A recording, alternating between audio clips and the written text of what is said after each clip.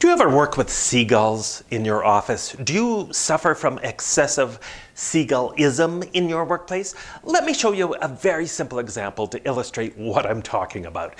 What do you notice about these 5 equations? Now, I've shown this to tens of thousands of people all over the planet, and as a first human reaction, somebody in my audience always yells out, "You got one wrong. The second one's wrong." What does nobody ever say as a first reaction? "You got 4 right. You got 80% right. That's pretty good." But no! What do we do so quickly with one another so often? We focus on what's not working. You got one wrong instead of seeing the right. And if that becomes our predominant communication style at work, you know what you're going to earn a reputation as? That's right, being a seagull, contributing to seagull-ism. Because what do seagulls do to people sometimes? That's right, they crap all over us. So you'll be known as a seagull, one of those people who just constantly goes, "You got one wrong. It'll never work. We tried it in 1974. We don't have the money for that. We don't have the money. We don't have the time. It's against our policy. It's against our policy. It'll never work. If it's such a good idea, why isn't somebody else doing it?" And you know, in the typical workplace, it has been shown that there is, on average, 10 seagull comments for every 1 positive comment that people hear in the workplace. Now, I am not talking about putting on rose-colored glasses. I am certainly not talking about ignoring conflict, because all that does is create more conflict. It just kicks it down the road, and the conflict gets even bigger and bigger. But I am talking about the need for us to be aware of how contagious our attitudes are, of how we are coming across to one another, and are we being constructive with our ideas, with our suggestions? Are we being positive with our feedback and not destructive? Excessive negativity bums everyone out. It's a huge cause of stress. It reduces trust in the workplace.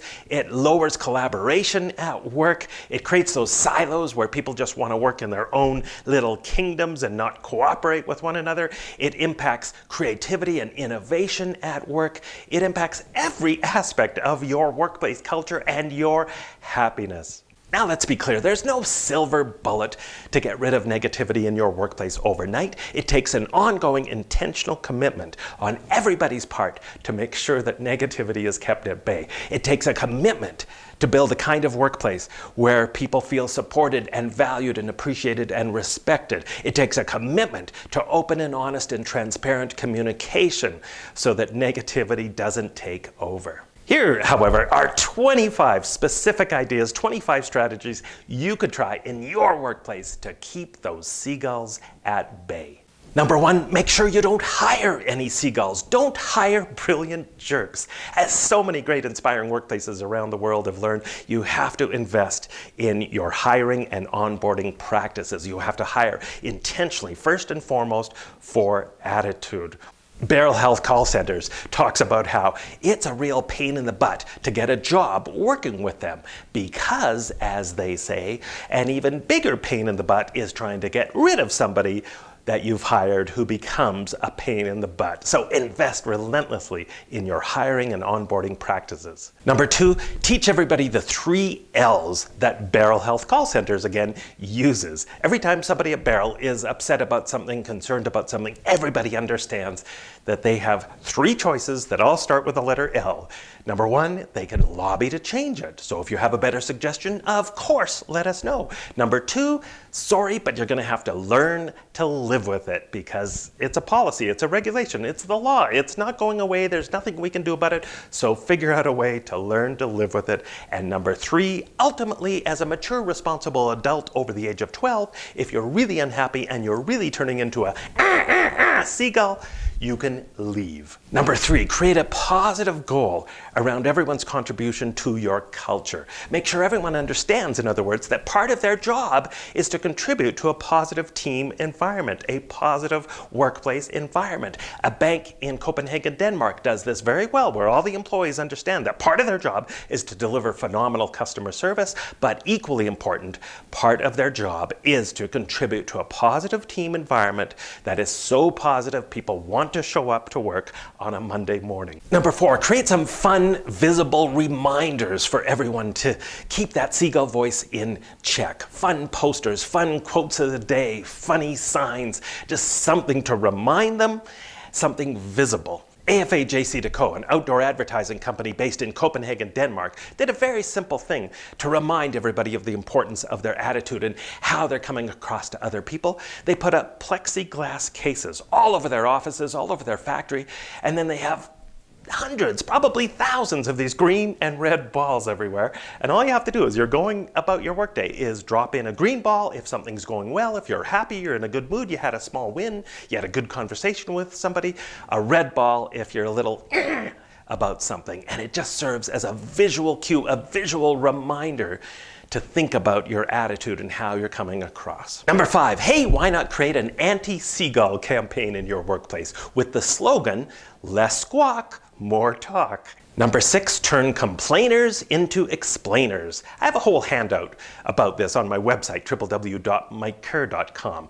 But coach people, train people on how to constructively bring their concerns forward rather than destructively complain about them. There is a difference between complaining and explaining. Complainers tend to blame-storm. They look for somebody to blame, whereas explainers brainstorm. They are focused on finding a solution. Complainers focus on what isn't working. Explainers focus on the future and what can be done to improve things in the future. So coach people on how to shift from a complaining mindset, a complaining style of communication to explaining. Number 7, even when it's really hard to do this, always listen with an open mind when somebody complains to you about something. Because here's the deal. Maybe it's Bob who complains about everything under the sun. We all know that. But what if this one time Bob is right? And he's bringing up a really serious issue that has to be addressed. So adopt that mindset. What if this person is right? What if their concerns really are valid? Listen actively for what's really being communicated. Listen to what's not being said. Listen to what's being said under the surface.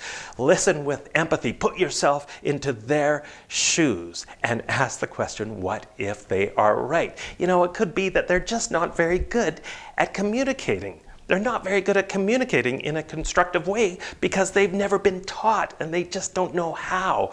But that doesn't mean their concerns aren't valid. Number 8, create a week-long awareness campaign around this topic. Have everyone use an app on their smartphone or even give out those old-fashioned handheld counters that museum attendants use, and have everyone for a week track the number of negative comments they make in the course of the week, and then debrief at the end of the week. Give out some fun prizes even.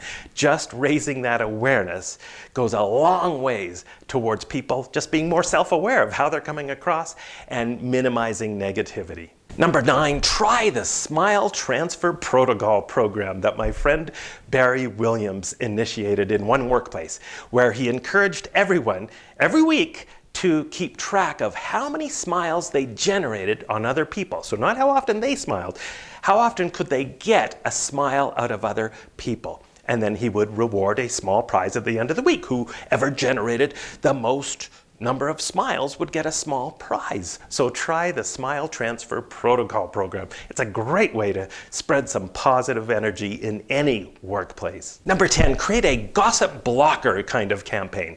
Netflix does this really brilliantly. Now, look, I get it. Everybody likes gossip at a certain level, right? It's fun to gossip sometimes, but so much gossip in the workplace is negative. It's destructive. It's toxic. It is soul-sucking. So Netflix has a protocol in place, has an understanding in place that all of their employees adhere to very well, that you are not to talk behind anyone's back without talking directly to that person. So if you come up to me and start talking about what Susan did and you have a real issue with Susan, I'm going to stop you there and say, you know what? I don't want to hear it, Bob. You need to talk directly to Susan. Number 11, create a possip campaign in your workplace. Positive gossip. It's a word I made up. I think it's going to sweep the nation. Create a possip campaign where you encourage everyone to talk behind each other's back, but only in 100% positive way. Number 12, create a morning mindset ritual to remind everyone of the power of choosing their attitude and the power of choosing how they communicate with one another throughout that workday. So a dirt simple one that I've talked about in several videos here is just have your team go around in a circle and everybody yell out on a scale of 1 to 10 how they're doing. You identify the weak links, so the people who yell out 1 or 2 so that everyone can support those people, but you also do this just to, again, raise awareness of the power of intention and choosing a more positive attitude and positive, constructive approach. Number 13, create positive energy in your workplace by encouraging everyone to hide in really creative locations. Thank you notes, appreciation notes, gratitude notes all over your office in different interesting, funny locations so that throughout the workday, people stumble upon them in unexpected ways and they get this little jolt of unexpected positive energy. Number 14, encourage the practice of daily intentions. So many really inspiring leaders I know absolutely value the power of daily intentions, where they write down at the start of the day 2 or 3 or no more than 4 usually things they want to make sure they commit to each and every day. Then at the end of the workday, they review the list to hold themselves accountable. You can do this at an individual level. You could do this publicly in a team setting where everybody shares what they are working on intentionally, and make sure, of course, part of that daily intention is making sure you are going to be positive and constructive in how you come across with all of your colleagues. Number 15, create a giant can control, can't control board in your office someplace, in a meeting room, in your lunchroom, on your intranet site even. Because a huge part of stress and negativity comes out of this feeling of a loss of control, that we can't control things and we feel helpless, so all we can do is complain about it. So this may sound a little cheesy, but it works very effectively to remind people that there's all this stuff that you can control, including your attitude, your reaction to things that happen, your reaction to Bob's negativity, and write down the things you can't control, as a reminder that there's no use in turning into a seagull about those things because you can't control them anyways. So focus on the things that you do have positive, constructive power over. Number 16, hold regular good neighbor meetings. Every 3 months, I suggest this, where your team gets together and you sit down and you simply talk about behaviors and attitudes that will contribute to a more positive team environment. What does it take to be a better neighbor at work? Number 17, turn this into a fundraising event where when anybody says something that is an obvious kind of seagull statement, they have to put $1 into your party fund or your charity fund. Number 18, make sure you celebrate consistently your small wins. One of the ways we reduce negativity at work is by ramping up the positivity at work. So make sure all those small milestones, I'm not talking about huge celebrations, huge parties for everything, but in just small, simple ways.